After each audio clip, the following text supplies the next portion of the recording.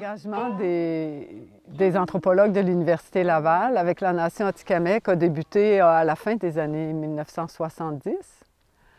De 1980 à 83, Paul Charret, qui était donc alors professeur au département d'anthropologie de l'Université Laval, a dirigé une équipe de recherche pour une recherche d'envergure qu'on a donc depuis appelée la Grande Recherche, qui visait à documenter l'occupation, l'utilisation traditionnelle du territoire Atikamekw, le Nitaskinan, dans le cadre des revendications territoriales globales. À l'époque, donc, cette équipe de la Grande Recherche était composée d'étudiants gradués du département d'anthropologie de l'Université Laval et de jeunes chercheurs Atikamekw qui ont joué le rôle d'interprète aussi. Et ces jeunes Atikamekw étaient la première génération à avoir des études postsecondaires. Dans le cadre de cette grande recherche, ils ont conduit des entretiens approfondis avec les aînés des 3 communautés Atikamekw, Wemotaci, Manoan, Obidjwan. Ils ont consigné sur des cartes les itinéraires de chasse sur un cycle annuel, les centaines de lieux et de toponymes fréquentés par les Atikamekw. Toute cette documentation est depuis conservée au centre de documentation du Conseil de la Nation Atikamekw à La Tuque.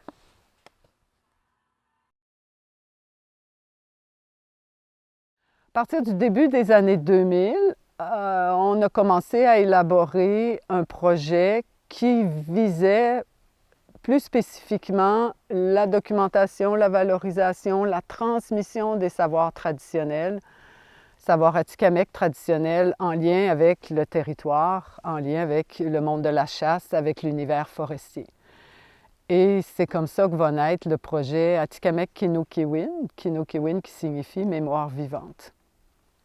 Au fil donc, des ans, des hommes, des femmes de toutes les générations Atikamekw ont participé au projet.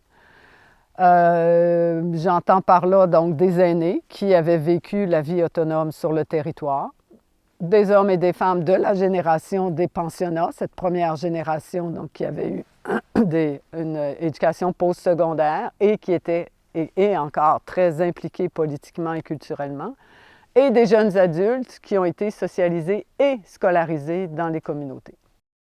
J'ai participé dès le début, dans les années 2000, avec Kinokiwin.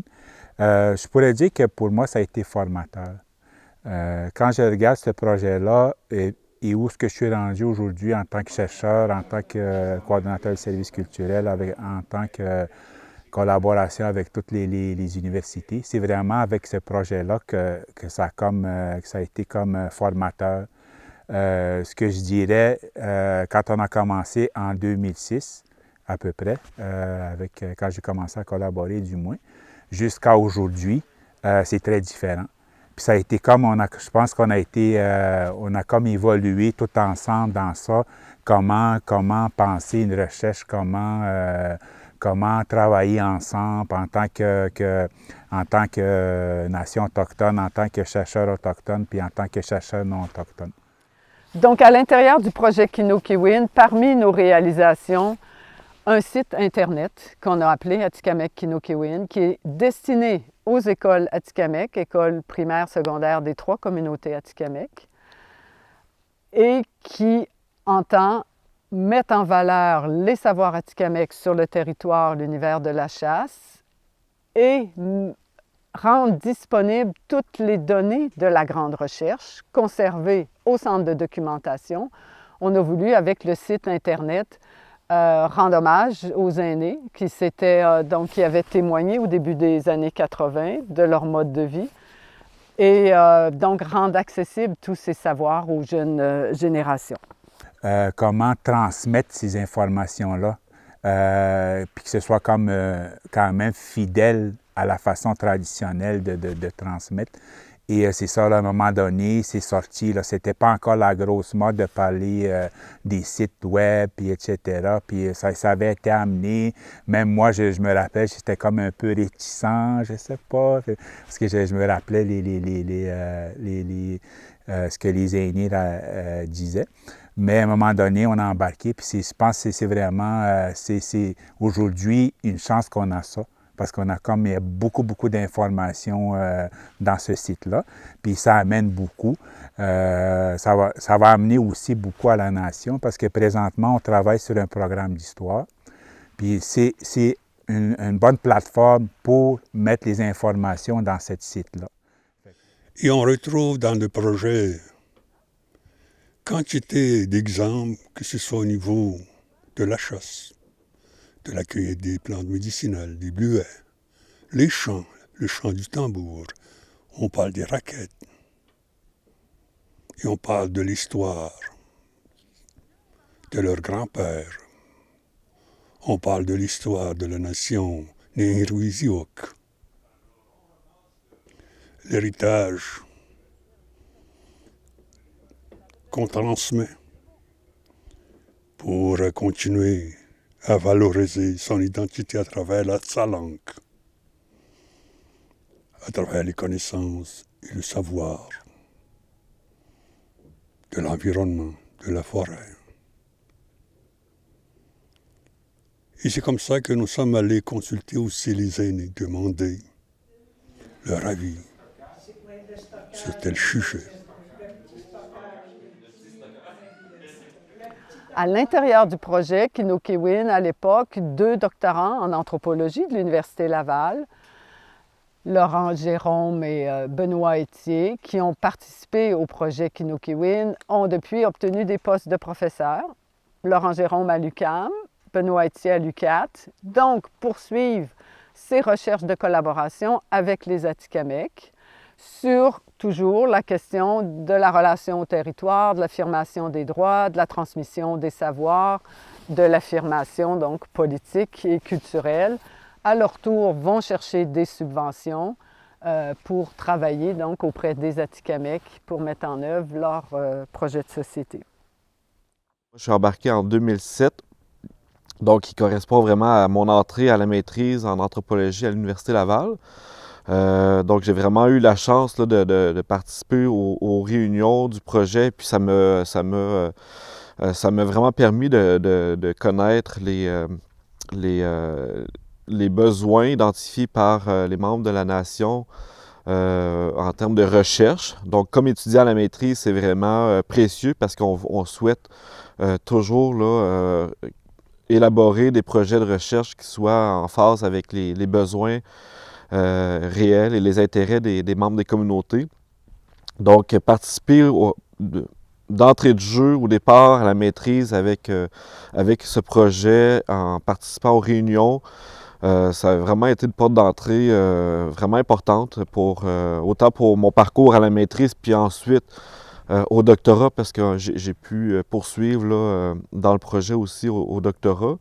Et puis encore aujourd'hui, là, dans le cadre de mes travaux que je réalise en collaboration avec différents chercheurs et les membres de la nation qui sont toujours là, en lien avec les objectifs qui étaient identifiés par le projet Atikamekw Kinokewin, parce que c'est des objectifs qui visent la valorisation, mais aussi la transmission des savoirs culturels Atikamekw.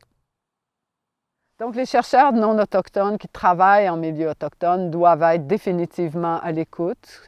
Comme je l'ai exposé ailleurs, un chercheur non autochtone doit faire preuve de patience, doit faire preuve d'humilité, doit faire preuve d'écoute. Un chercheur non autochtone doit être disposé à un processus de défamiliarisation, doit être disposé à revoir ses façons de faire, doit être ouvert aux méthodologies et aux épistémologies autochtones, s'il entend éventuellement développer une relation de confiance avec les Atikamekw, dans le cas qui nous intéresse ici. Au début, quand j'ai commencé, j'ai comme pensé que la relation qu'on avait avec les chercheurs, puis au fil des années, j'ai pensé à ça. Qu'est-ce qui amène une bonne recherche, une bonne collaboration? Puis il y a quand même quelques éléments. Une des choses qui sort, c'est qu'il faut qu'on ait quand même une bonne relation avec la personne, avec l'individu qui est le chercheur. Parce que dans le passé, malheureusement, il y a eu des chercheurs qui sont venus comme s'accaparer les données. Après ça, on n'a pas entendu parler après leur passage. Mais c'est ça avec ce projet-là, puis avec le cheminement qu'on est en train de faire au niveau de la recherche. Ça, c'est une des choses qu'il faut comme vraiment, il faut comme une bonne relation avec ces chercheurs-là. Même pour beaucoup aujourd'hui, j'ai comme des relations d'amitié avec ces chercheurs-là. Puis je pense que ça amène un plus dans la recherche, là, dans tout ça. Donc, dans les dernières années, le projet Canoe-Kewin a poursuivi, donc toujours en développement, le site web est toujours en développement. Nos projets de recherche continuent dans le même sens. Pour moi, même depuis que je suis rentré là, comme professeur après le doctorat en anthropologie, je suis entré comme professeur à l'École d'études autochtones à l'UQAT. Et puis on a toujours poursuivi là, les mêmes collaborations avec les mêmes chercheurs, co-chercheurs et collaborateurs à Atikamekw pour poursuivre le travail, parce qu'en fait, c'est un travail qui est sans fin. Tout le travail autour de la valorisation, la documentation des savoirs là, Atikamekw, étant donné toute la richesse aussi qui se retrouve dans les pratiques, la langue qui est encore super vivante là, au sein des trois communautés. Nebonne kidian jiwichigok ne kunde gostagino kunende ko remtugum nanu kashkashgadek ne li recherche.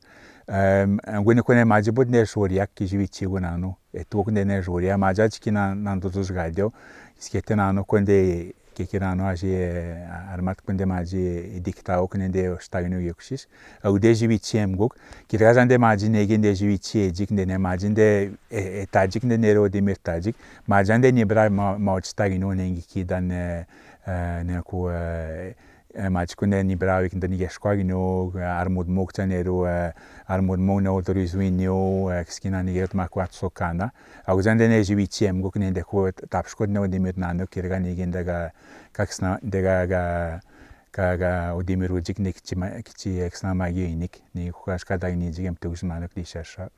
Migot. Donc, c'est dire que le projet Canoe-Kewin, même s'il n'existe plus en tant que tel aujourd'hui, se poursuit sous d'autres formes. Il y a une transmission intergénérationnelle à la fois au niveau des chercheurs et au niveau des Atikamekw. Non seulement les Atikamekw se sont appropriés le projet, mais ils ont développé leurs propres expertises en recherche, ce qui était aussi un des objectifs de Canoe-Kewin. On m'a contacté au mois de mai de cette année. Justement, c'est Benoît qui m'a contacté pour savoir si j'étais intéressée à participer à un projet avec une de ses étudiantes qui voulait travailler justement. Moi, on m'avait vraiment dit comme en général le bleuet, qui voulait travailler Miniche, puis j'avais encore aucune idée c'était quoi exactement le projet en tant que tel que Chloé elle avait. Puis c'est vraiment à travers l'été qu'on a su comme vraiment développer c'est quoi qu'elle voulait savoir plus sur le bleuet, c'est quoi les différentes propriétés. Puis à la fin, ça nous a amené dans un parcours totalement différent que ce que je pense qu'on a pensé au début. Parce que j'ai regardé les questionnaires que Chloé elle avait, puis c'était beaucoup concentré, je pense, sur son background de biologiste. C'était beaucoup des traits très précis, très scientifiques. Puis à la fin, on a su remarquer que c'était pas vraiment les résultats qu'on a reçus, c'était beaucoup plus au niveau culturel, beaucoup plus au niveau de l'identité, par rapport à la relation au territoire, par rapport c'était beaucoup à l'identité et l'éducation aussi, les points qui avaient été présentés. Sinon, c'est ça, avec Chloé, moi, qu'est-ce que je faisais? C'était beaucoup la traduction avec les aînés ou d'aller à la rencontre des personnes avec Chloé, parce que Chloé n'est jamais venue sur la communauté d'Ouamontachi, elle ne connaissait pas vraiment de personnes.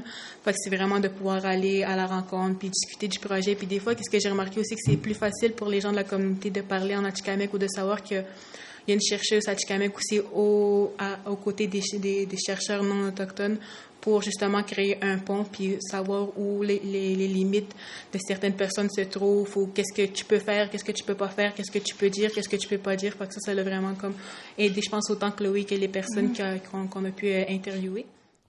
Donc, on peut voir qu'à travers les ans, le projet Atikamekw-Kinukewin, les objectifs qui étaient à la base du projet Atikamekw-Kinukewin sont poursuivis encore dans différents projets et puis avec les co-chercheurs, les chercheurs qui étaient présents.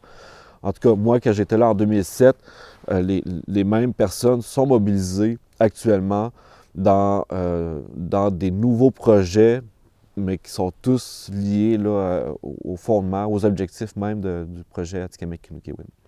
Ces alliances avec les chercheurs sont une stratégie politique pour une nation autochtone qui entend recouvrer son autonomie, son autodétermination et s'affirmer politiquement et culturellement.